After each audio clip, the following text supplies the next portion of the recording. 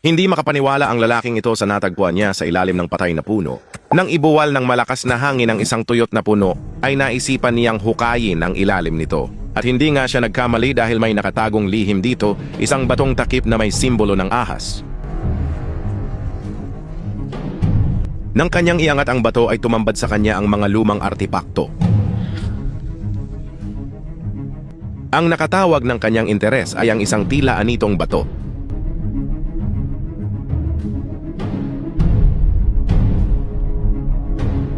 Tama ang hinala niya, isa itong sisidlan, at nang kanya itong buksan, ay may laman itong isang pergamino o scroll.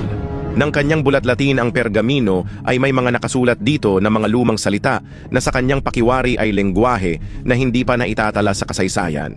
Napaisip tuloy siya na baka nagtataglay ito ng pinagbabawal na karunungan dahil sa simbolong ahas at takip. Nakamamangha, hindi ba? Ikaw, ano sa palagay mo ang nakasulat sa scroll?